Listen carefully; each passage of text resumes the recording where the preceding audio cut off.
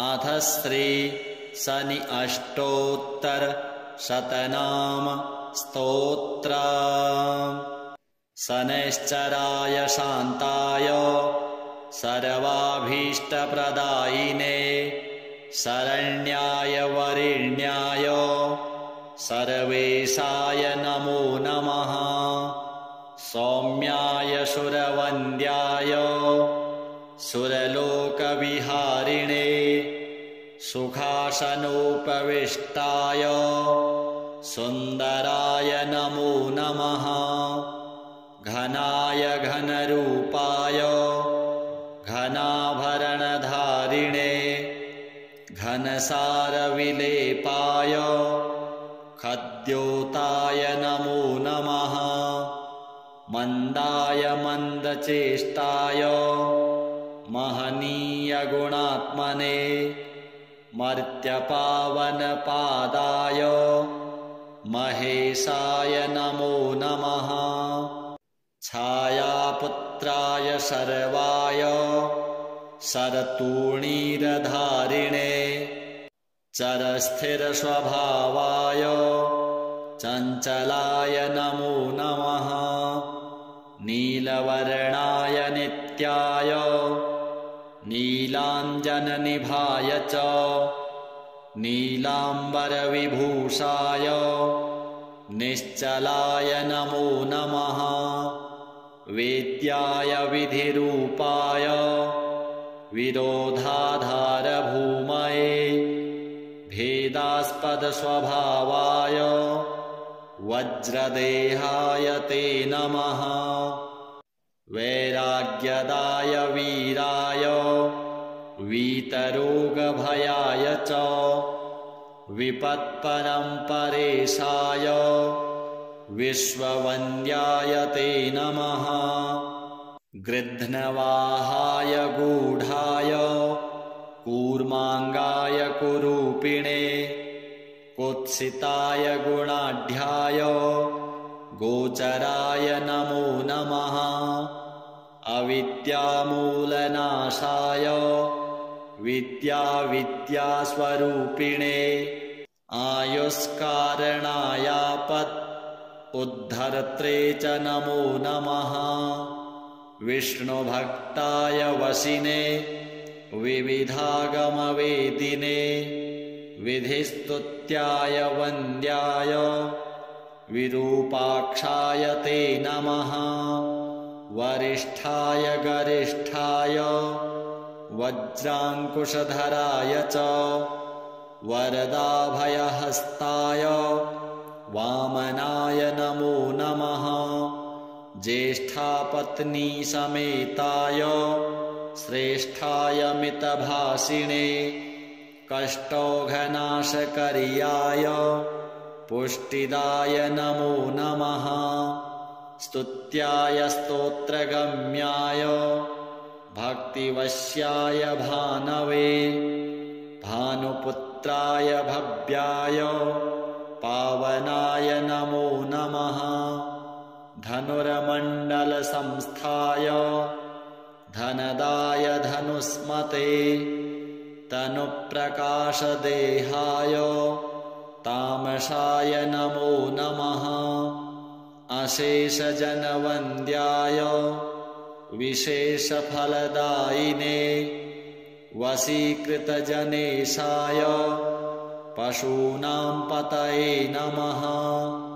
खेचराय खगेशाय घननीलाम्बराय च काठिन्यमानसायार्य गणस्तुत्याय ते नमः। नीलछत्राय नित्याय निर्गुणाय गुणात्मने निरामयाय निन्द्याय वन्दनीयाय ते नमः।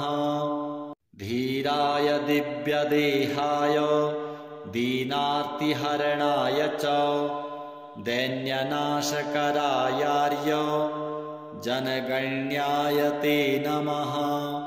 क्रूराय क्रूरचेष्टाय कामक्रोधकराय च कलत्रपुत्रशत्रुत्व कारणाय नमो नमः।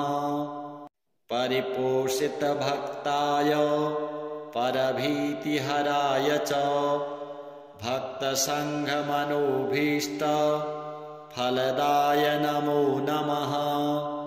इत्थं शनैश्चरायेदं नाम्नाम् अष्टोत्तरं शतं प्रत्यहं प्रजपन्मर्त्यो दीर्घमायुर्वाप्नुयात्। श्रीशनिदेवार्पणमस्तु। शनैश्चराय शान्ताय सर्वाभीष्टप्रदायिने शरण्याय वरेण्याय सर्वेशाय नमो नमः। सौम्याय सुरवन्द्याय सुरलोकविहारिणे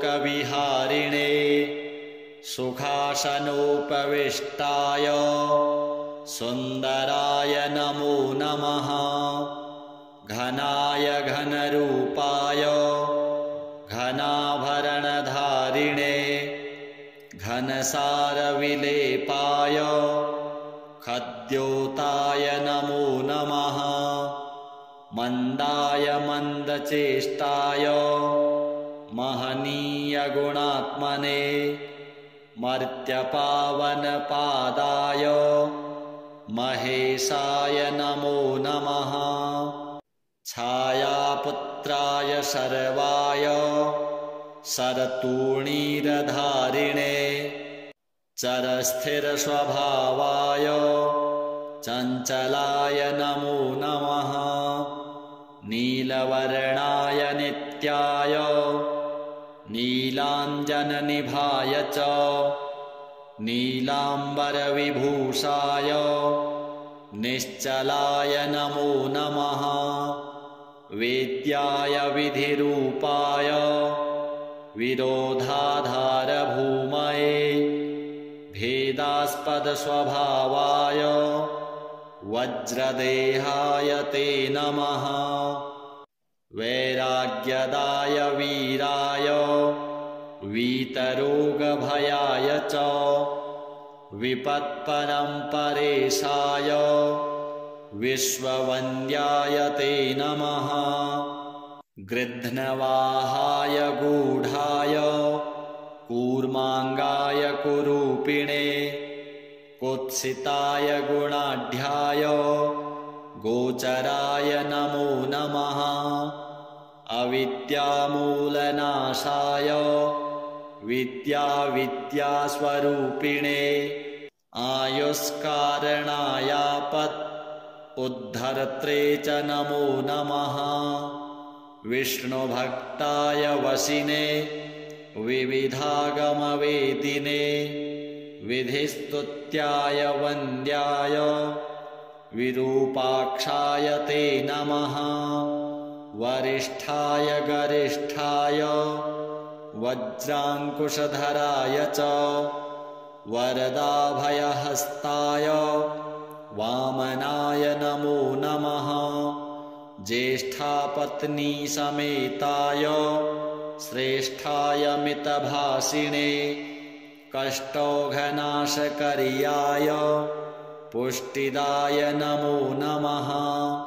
स्तुत्याय स्तोत्रगम्याय भक्तिवश्याय भानवे भानुपुत्राय भव्याय पावनाय नमो नमः।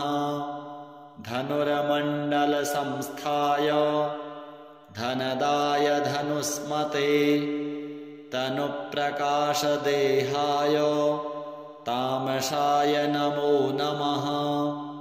अशेषजनवन्द्याय विशेषफलदायिने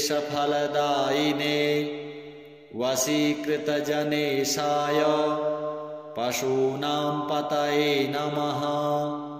खेचराय खगेशाय घननीलाम्बराय च काठिन्यमानसायार्य गणस्तुत्याय ते नमः। नीलछत्राय नित्याय निर्गुणाय गुणात्मने निरामयाय निन्द्याय वन्दनीयाय ते नमः। धीराय दिव्यदेहाय दीनार्तिहरणाय च दैन्यनाशकरायार्य जनगण्याय ते नमः। क्रूराय क्रूरचेष्टाय कामक्रोधकराय च कलत्रपुत्रशत्रुत्व कारणाय नमो नमः। परिपोषितभक्ताय परभीतिहराय च भक्तसङ्घमनोभीष्ट फलदाय नमो नमः। इत्थं शनैश्चरायेदं नाम्नाम् अष्टोत्तरं शतं प्रत्यहं प्रजपन्मर्त्यो दीर्घमायुर्वाप्नुयात्। श्रीशनिदेवार्पणमस्तु। शनैश्चराय शान्ताय सर्वाभीष्टप्रदायिने शरण्याय वरेण्याय सर्वेशाय नमो नमः। सौम्याय सुरवन्द्याय सुरलोकविहारिणे सुखासनोपविष्टाय सुन्दराय नमो नमः। घनाय घनरूपाय घनाभरणधारिणे घनसारविलेपाय खद्योताय नमो नमः। मन्दाय मन्दचेष्टाय महनीयगुणात्मने मर्त्यपावनपादाय महेशाय नमो नमः। छायापुत्राय शर्वाय शरतूणीरधारिणे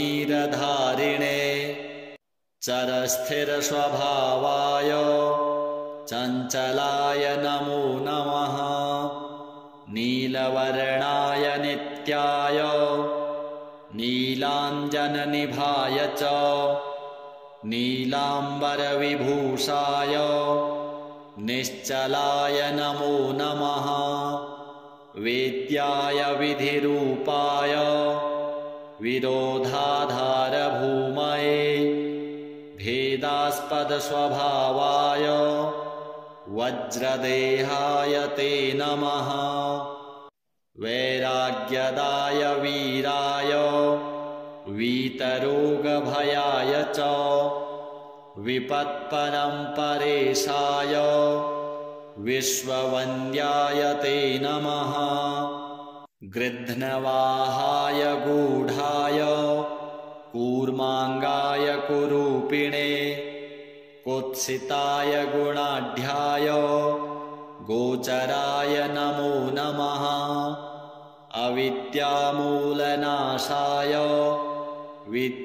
विद्यास्वरूपिणे आयुष्कारणायापत् उद्धर्त्रे च नमो नमः। विष्णुभक्ताय वशिने विविधागमवेदिने विधिस्तुत्याय वन्द्याय विरूपाक्षाय ते नमः।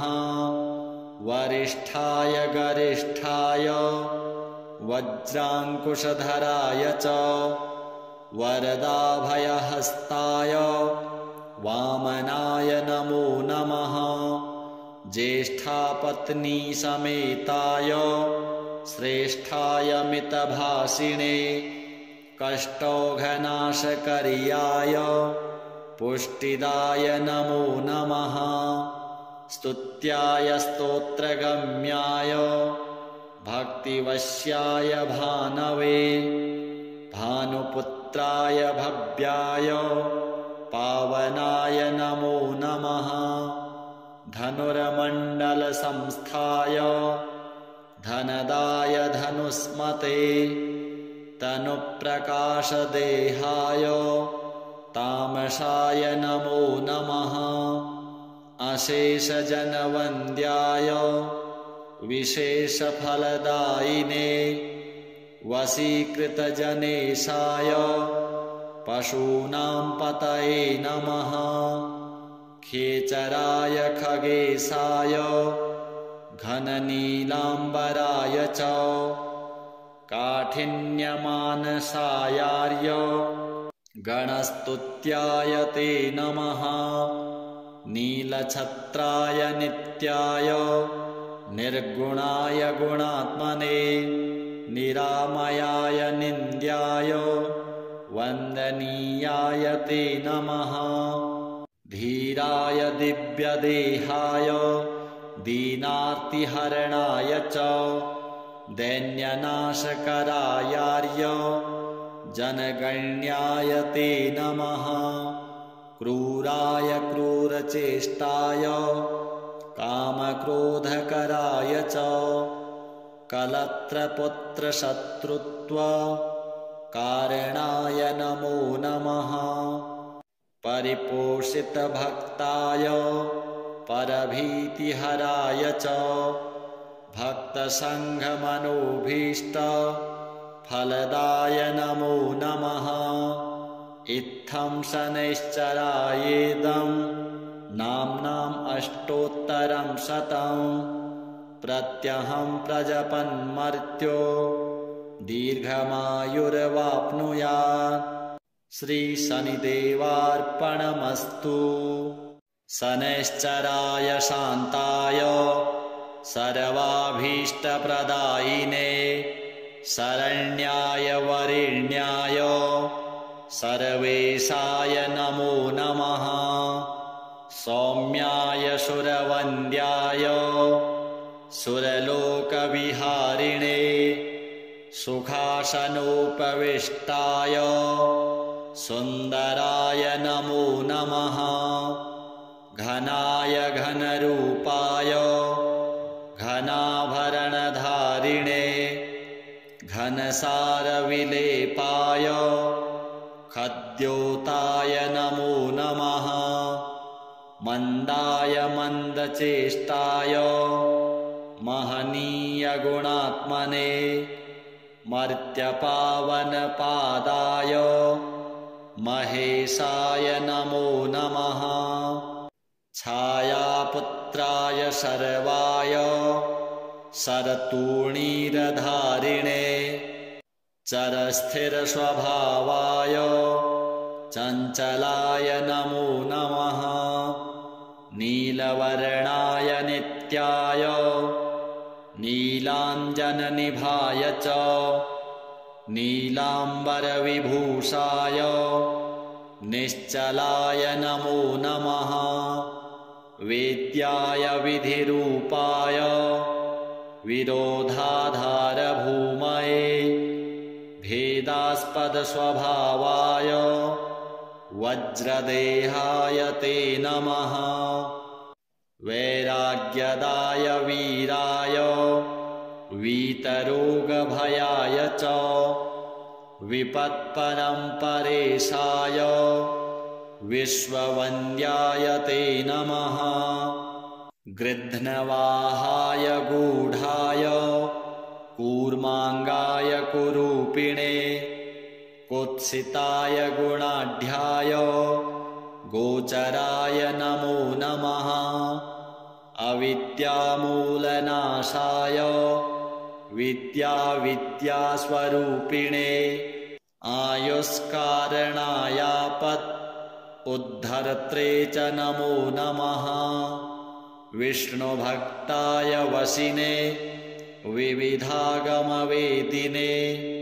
विधिस्तुत्याय वन्द्याय विरूपाक्षाय ते नमः वरिष्ठाय गरिष्ठाय वज्राङ्कुशधराय च वरदाभयहस्ताय वामनाय नमो नमः ज्येष्ठापत्नीसमेताय श्रेष्ठाय मितभाषिणे कष्टौघनाशकर्याय पुष्टिदाय नमो नमः स्तुत्याय स्तोत्रगम्याय भक्तिवश्याय भानवे भानुपुत्राय भव्याय पावनाय नमो नमः। धनुर्मण्डलसंस्थाय धनदाय धनुष्मते तनुप्रकाशदेहाय तामसाय नमो नमः। अशेषजनवन्द्याय विशेषफलदायिने वशीकृतजनेशाय पशूनां पतये नमः। खेचराय खगेशाय घननीलाम्बराय च काठिन्यमानसायार्य गणस्तुत्याय ते नमः। नीलछत्राय नित्याय निर्गुणाय गुणात्मने निरामयाय निन्द्याय वन्दनीयाय ते नमः।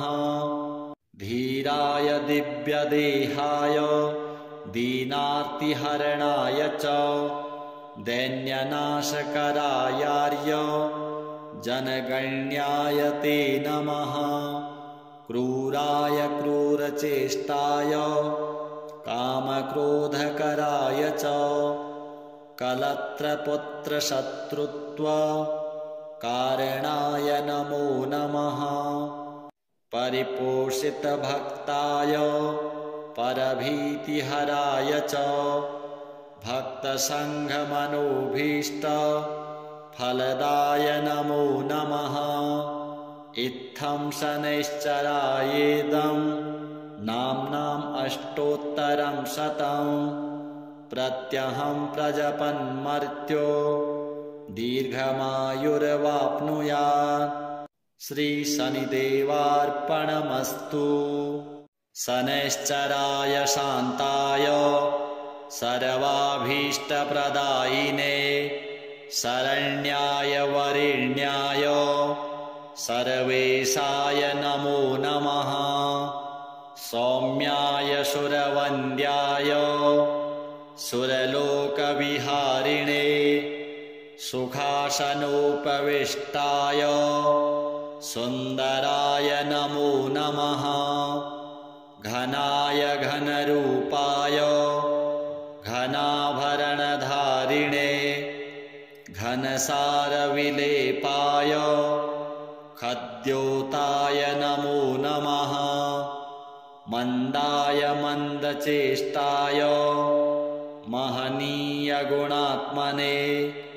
मर्त्यपावनपादाय महेशाय नमो नमः। छायापुत्राय शर्वाय शरतूणीरधारिणे चरस्थिरस्वभावाय चञ्चलाय नमो नमः। नीलवर्णाय नित्याय नीलाञ्जननिभाय च नीलाम्बरविभूषाय निश्चलाय नमो नमः।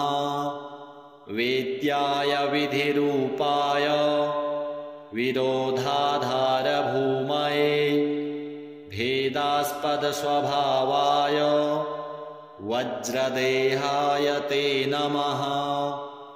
वैराग्यदाय वीराय वीतरोगभयाय च विपत्परम्परेशाय विश्ववन्द्याय ते नमः। गृध्नवाहाय गूढाय कूर्माङ्गाय कुरूपिणे कुत्सिताय गुणाढ्याय गोचराय नमो नमः। अविद्यामूलनाशाय विद्यास्वरूपिणे आयुष्कारणायापत् उद्धर्त्रे च नमो नमः। विष्णुभक्ताय वशिने विविधागमवेदिने विधिस्तुत्याय वन्द्याय विरूपाक्षाय ते नमः। वरिष्ठाय गरिष्ठाय वज्राङ्कुशधराय च वरदाभयहस्ताय वामनाय नमो नमः। ज्येष्ठापत्नी समेताय श्रेष्ठाय मितभाषिणे कष्टौघनाशकर्याय पुष्टिदाय नमो नमः। स्तुत्याय स्तोत्रगम्याय भक्तिवश्याय भानवे भानुपुत्राय भव्याय पावनाय नमो नमः। धनुर्मण्डलसंस्थाय धनदाय धनुष्मते तनुप्रकाशदेहाय तामसाय नमो नमः। अशेषजनवन्द्याय विशेषफलदायिने वशीकृतजनेशाय पशूनां पतये नमः। खेचराय खगेशाय घननीलाम्बराय च काठिन्यमानसायार्य गणस्तुत्याय ते नमः। नीलछत्राय नित्याय निर्गुणाय गुणात्मने निरामयाय निन्द्याय वन्दनीयाय ते नमः। धीराय दिव्यदेहाय दीनार्तिहरणाय च दैन्यनाशकरायार्य जनगण्याय ते नमः। क्रूराय क्रूरचेष्टाय कामक्रोधकराय च कलत्रपुत्रशत्रुत्व कारणाय नमो नमः। परिपोषितभक्ताय परभीतिहराय च भक्तसङ्घमनोभीष्ट फलदाय नमो नमः। इत्थं शनैश्चरायेदं नाम्नाम् अष्टोत्तरं शतं प्रत्यहं प्रजपन्मर्त्यो दीर्घमायुर्वाप्नुयात्। श्रीशनिदेवार्पणमस्तु। शनैश्चराय शान्ताय सर्वाभीष्टप्रदायिने शरण्याय वरेण्याय सर्वेशाय नमो नमः। सौम्याय सुरवन्द्याय सुरलोकविहारिणे सुखासनोपविष्टाय सुन्दराय नमो नमः। घनाय घनरूपाय घनाभरणधारिणे घनसारविलेपाय खद्योताय नमो नमः। मन्दाय मन्दचेष्टाय महनीयगुणात्मने मर्त्यपावनपादाय महेशाय नमो नमः। छायापुत्राय शर्वाय शरतूणीरधारिणे चरस्थिरस्वभावाय चञ्चलाय नमो नमः। नीलवर्णाय नित्याय नीलाञ्जननिभाय च नीलाम्बरविभूषाय निश्चलाय नमो नमः। वेद्याय विधिरूपाय विरोधाधारभूमये भेदास्पदस्वभावाय वज्रदेहाय ते नमः। वैराग्यदाय वीराय वीतरोगभयाय च विपत्परम्परेशाय विश्ववन्द्याय ते नमः। गृध्नवाहाय गूढाय कूर्माङ्गाय कुरूपिणे कुत्सिताय गुणाढ्याय गोचराय नमो नमः। अविद्यामूलनाशाय विद्यास्वरूपिणे आयुष्कारणायापत् उद्धर्त्रे च नमो नमः। विष्णुभक्ताय वशिने विविधागमवेदिने विधिस्तुत्याय वन्द्याय विरूपाक्षाय ते नमः। वरिष्ठाय गरिष्ठाय वज्राङ्कुशधराय च वरदाभयहस्ताय वामनाय नमो नमः। ज्येष्ठापत्नीसमेताय श्रेष्ठाय मितभाषिणे कष्टौघनाशकर्याय पुष्टिदाय नमो नमः। स्तुत्याय स्तोत्रगम्याय भक्तिवश्याय भानवे भानुपुत्राय भव्याय पावनाय नमो नमः। धनुर्मण्डलसंस्थाय धनदाय धनुस्मते तनुप्रकाशदेहाय तामसाय नमो नमः। अशेषजनवन्द्याय विशेषफलदायिने वशीकृतजनेशाय पशूनां पतये नमः। खेचराय खगेशाय घननीलाम्बराय च काठिन्यमानसायार्य गणस्तुत्याय ते नमः। नीलछत्राय नित्याय निर्गुणाय गुणात्मने निरामयाय निन्द्याय वन्दनीयाय ते नमः। धीराय दिव्यदेहाय दीनार्तिहरणाय च दैन्यनाशकरायार्य जनगण्याय ते नमः। क्रूराय क्रूरचेष्टाय कामक्रोधकराय च कलत्रपुत्रशत्रुत्व कारणाय नमो नमः। परिपोषितभक्ताय परभीतिहराय च भक्तसङ्घमनोभीष्ट फलदाय नमो नमः। इत्थं शनैश्चरायेदं नाम्नाम् अष्टोत्तरं शतं प्रत्यहं प्रजपन्मर्त्यो दीर्घमायुर्वाप्नुयात्। श्रीशनिदेवार्पणमस्तु। शनैश्चराय शान्ताय सर्वाभीष्टप्रदायिने शरण्याय वरेण्याय सर्वेशाय नमो नमः। सौम्याय सुरवन्द्याय सुरलोकविहारिणे सुखासनोपविष्टाय सुन्दराय नमो नमः। घनाय घनरूपाय घनाभरणधारिणे घनसारविलेपाय खद्योताय नमो नमः।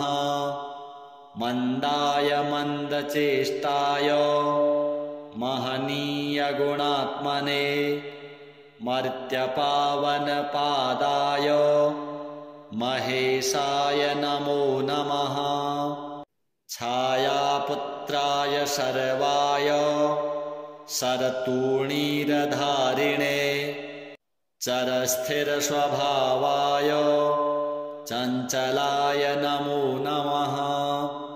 नीलवर्णाय नित्याय नीलाञ्जननिभाय च नीलाम्बरविभूषाय निश्चलाय नमो नमः। वेद्याय विधिरूपाय विरोधाधारभूमये भेदास्पदस्वभावाय वज्रदेहाय ते नमः। वैराग्यदाय वीराय वीतरोगभयाय च विपत्परम्परेशाय विश्ववन्द्याय ते नमः। गृध्नवाहाय गूढाय कूर्माङ्गाय कुरूपिणे कुत्सिताय गुणाढ्याय गोचराय नमो नमः। अविद्यामूलनाशाय विद्यास्वरूपिणे आयुष्कारणायापत् उद्धर्त्रे च नमो नमः। विष्णुभक्ताय वशिने विविधागमवेदिने विधिस्तुत्याय वन्द्याय विरूपाक्षाय ते नमः। वरिष्ठाय गरिष्ठाय वज्राङ्कुशधराय च वरदाभयहस्ताय वामनाय नमो नमः। ज्येष्ठापत्नीसमेताय श्रेष्ठाय मितभाषिणे कष्टौघनाशकर्याय पुष्टिदाय नमो नमः। स्तुत्याय स्तोत्रगम्याय भक्तिवश्याय भानवे भानुपुत्राय भव्याय पावनाय नमो नमः। धनुर्मण्डलसंस्थाय धनदाय धनुस्मते तनुप्रकाशदेहाय तामसाय नमो नमः।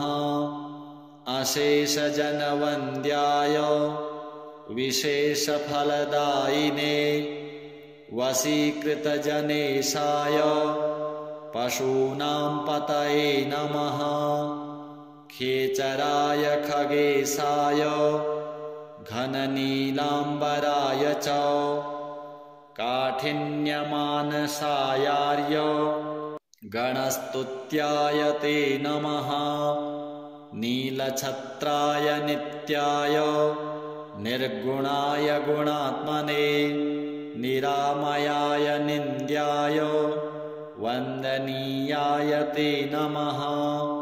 धीराय दिव्यदेहाय दीनार्तिहरणाय च दैन्यनाशकरायार्य जनगण्याय ते नमः। क्रूराय क्रूरचेष्टाय कामक्रोधकराय च कलत्रपुत्रशत्रुत्व कारणाय नमो नमः। परिपोषितभक्ताय परभीतिहराय च भक्तसङ्घमनोभीष्ट फलदाय नमो नमः। इत्थं शनैश्चरायेदं नाम्नाम् अष्टोत्तरं शतं प्रत्यहं प्रजपन्मर्त्यो दीर्घमायुर्वाप्नुयात्। श्रीशनिदेवार्पणमस्तु।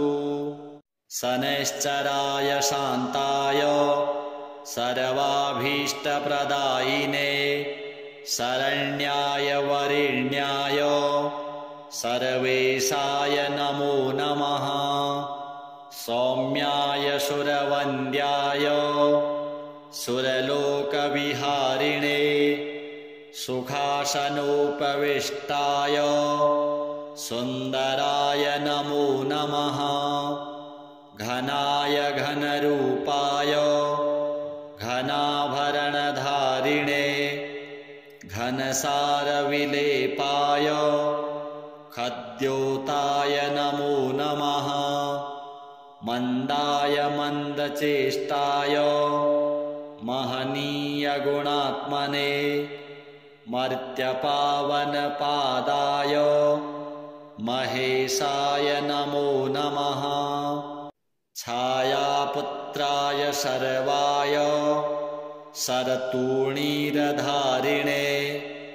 चरस्थिरस्वभावाय चञ्चलाय नमो नमः। नीलवर्णाय नित्याय नीलाञ्जननिभाय च नीलाम्बरविभूषाय निश्चलाय नमो नमः। वेद्याय विधिरूपाय विरोधाधारभूमये भेदास्पदस्वभावाय वज्रदेहाय ते नमः। वैराग्यदाय वीराय वीतरोगभयाय च विपत्परम्परेशाय विश्ववन्द्याय ते नमः। गृध्नवाहाय गूढाय कूर्माङ्गाय कुरूपिणे कुत्सिताय गुणाढ्याय गोचराय नमो नमः। अविद्यामूलनाशाय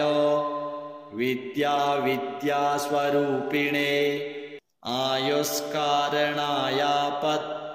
उद्धर्त्रे च नमो नमः। विष्णुभक्ताय वशिने विविधागमवेदिने विधिस्तुत्याय वन्द्याय विरूपाक्षाय ते नमः। वरिष्ठाय गरिष्ठाय वज्राङ्कुशधराय च वरदाभयहस्ताय वामनाय नमो नमः। ज्येष्ठापत्नीसमेताय श्रेष्ठाय मितभाषिणे कष्टौघनाशकर्याय पुष्टिदाय नमो नमः। स्तुत्याय स्तोत्रगम्याय भक्तिवश्याय भानवे भानुपुत्राय भव्याय पावनाय नमो नमः। धनुर्मण्डलसंस्थाय धनदाय धनुष्मते तनुप्रकाशदेहाय तामसाय नमो नमः। अशेषजनवन्द्याय विशेषफलदायिने वशीकृतजनेशाय पशूनां पतये नमः। खेचराय खगेशाय घननीलाम्बराय च काठिन्यमानसायार्य गणस्तुत्याय ते नमः। नीलछत्राय नित्याय निर्गुणाय गुणात्मने निरामयाय निन्द्याय वन्दनीयाय ते नमः। धीराय दिव्यदेहाय दीनार्तिहरणाय च दैन्यनाशकरायार्य जनगण्याय ते नमः। क्रूराय क्रूरचेष्टाय कामक्रोधकराय च कलत्रपुत्रशत्रुत्व कारणाय नमो नमः। परिपोषितभक्ताय परभीतिहराय च भक्तसङ्घमनोभीष्ट फलदाय नमो नमः। इत्थं शनैश्चरायेदं नाम्नाम् अष्टोत्तरं शतं प्रत्यहं प्रजपन्मर्त्यो दीर्घमायुर्वाप्नुयात्। श्रीशनिदेवार्पणमस्तु।